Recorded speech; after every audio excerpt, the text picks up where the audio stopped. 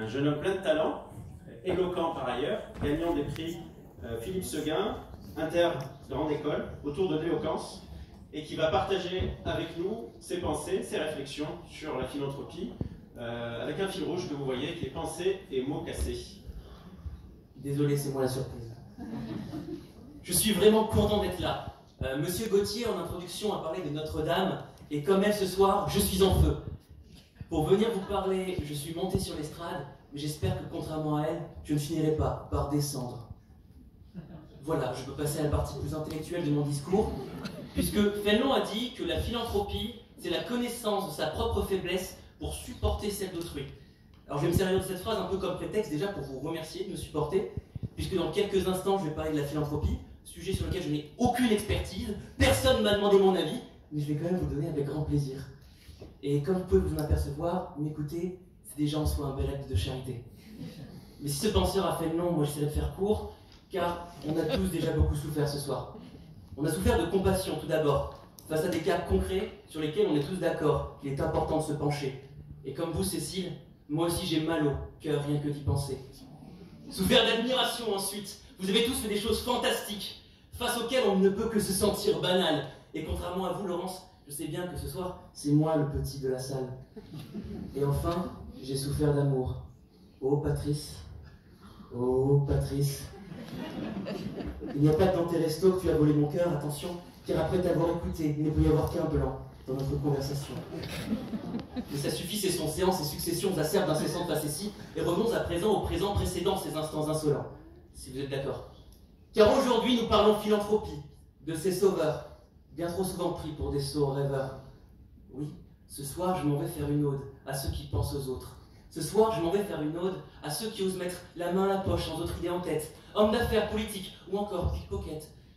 Je m'en vais faire une ode à tous ces génies, en essayant déjà d'y mettre un peu de chronologie. Monsieur Gauthier a expliqué que la philanthropie a d'abord commencé avec la religion, cette bonne morale chrétienne, avec toutes ces personnes qui pensaient en colère que sans les audacieux, nous serions tous offerts aux affres de l'enfer, et que, pour acquérir l'approbation de Dieu le Père, il est important de se pencher sur les pauvres et un peu sur ses frères. Mais, même encore récemment, l'abbé Pierre ne put rester de marbre face au monde qui granite autour de lui. Et pour apporter sa pierre à l'édifice, ce dernier même sut se servir de son statut. Mais ce n'est pas toujours le cas aujourd'hui, et même dans le profane aujourd'hui, il y a des gens bien, requis tout autant que Jésus, sachant distribuer les pains. Et même s'il est vrai que ce dernier n'a jamais abandonné tous ceux qui ont crucifié, ne vous en déplaise, pour moi la philanthropie est va bien au-delà qu'une erreur de Genèse. Alors oui, aujourd'hui, n'importe qui peut aider son prochain. Homme d'affaires, magnat du pétrole, ou pire encore, député. N'importe qui peut se tourner vers l'autre et se dire que, oui, peut-être il peut l'aider. Moi j'ai fait un rêve. Déjà on se tenait tous la main, et tous les politiques du monde s'entraidaient. J'imagine déjà la scène. Avec d'un côté, Emmanuel Macron et toutes ses questions, et de l'autre, Angela Merkel. Avec d'un côté, ce vrai dubitatif, et de l'autre, cette fausse sceptique. Avec l'intime conviction qu'ensemble on pourrait y arriver. Car oui, moi j'aime tous les philanthropes. J'aime Coluche, qui a voulu que le monde touche à sa fin avant que notre bonne volonté ne s'abîme. J'aime de Beauvoir, qui hier comme aujourd'hui voulait que le deuxième sexe prime. J'aime ces personnes qui se sont battues pour leurs idées, même si comme pour Simone Veil, la pilule n'était pas toujours facile à faire avaler. Et peu importe si les gens ont leur propre agenda, et peu importe s'ils ont des idées derrière la tête, ce qui importe c'est le résultat final. Car Michael Jackson l'a bien expliqué lorsqu'il versa plus de 400 millions de dollars à des œuvres caritatives, que vous savez bien mes enfants, que le monde n'est pas tout noir ou tout blanc. Mais au milieu de toutes ces plaisanteries qui sont qu'un divertissement pour essayer de vous faire sourire en ce mercredi bien chargé, je voulais vous remercier déjà de m'avoir invité. La philanthropie est un sujet qui a beaucoup compté pour moi.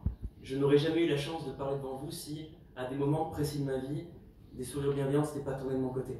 Alors, merci Madame la députée, merci Elsa, merci Nicolas de m'avoir invité, merci à vous de m'avoir écouté, merci Monsieur Attal de me succéder. J'ai vu tous vos films, ils sont vraiment super. Et pour moi, ce soir, c'est une vraie joie d'avoir pu devant vous faire mon cinéma. Alors oui, que l'on soit Alfred Nobel ou Warren Buffett, que l'on soit Bernard Arnault ou Hamdi Ouloukaya, que l'on vienne des montagnes kurdes ou des forêts de Côte d'Armor, que l'on vienne des hauts plateaux ou de la baie de San Francisco, que l'on vienne du monde de la politique, du spectacle ou de l'argent, que l'on s'intéresse à la culture, à l'art, tout simplement aux gens. On se retrouve tous autour de la même idée. Celle de regarder autour de soi, se dire que oui, par nos actions, nos gestes, nos travaux, on peut rendre le monde, si ce n'est meilleur, au moins un peu plus beau.